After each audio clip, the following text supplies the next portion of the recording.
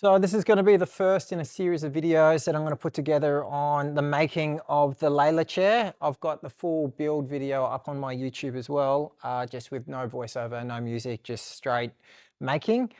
So I just wanted to take a moment to go through the different processes, and in this vid we're going to talk about timber selection and why that's so important. You can see here just the tonal consistency in the finished piece.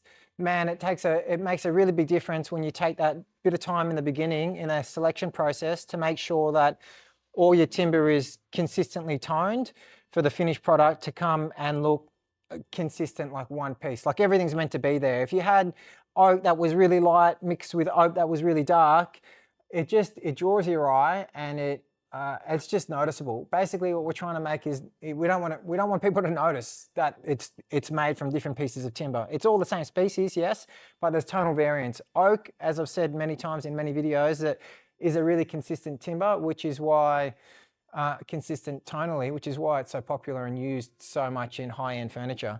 But yeah, basically the process, you know, even from all the backrests from this project, they all came from one stick of timber. All the seats came from one stick of timber.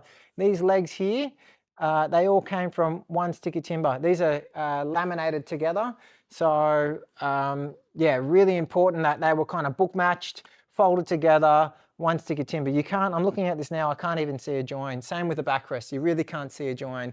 And that all comes down to selection and machining with care. So really important part of the process is timber selection. And I spend it, you know, for most projects, it's at least 2 hours post 2 to 4 hours of hand selecting, going through, looking over, turning the timbers around, machining it up. So I'll always do my my cut list, my job plan, and selection and ripping. So I'll select it and rip it to size in one go because I want to have my mind in the whole process, especially if it's a big project with lots of components. This is, for me, on the smaller side, as in it was only six chairs.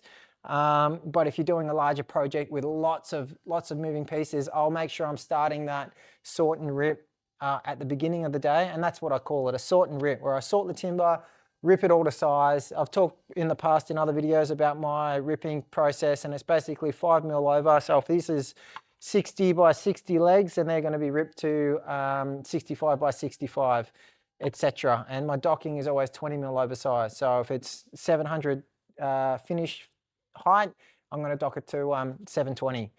But yeah, that's the first vid. Hope that's helpful. Follow along to see as I go through the backrest, how we put that one together, the bobbin legs, how I make those, and a few other bits and pieces, how I glue up this frame, and just talking you through my process.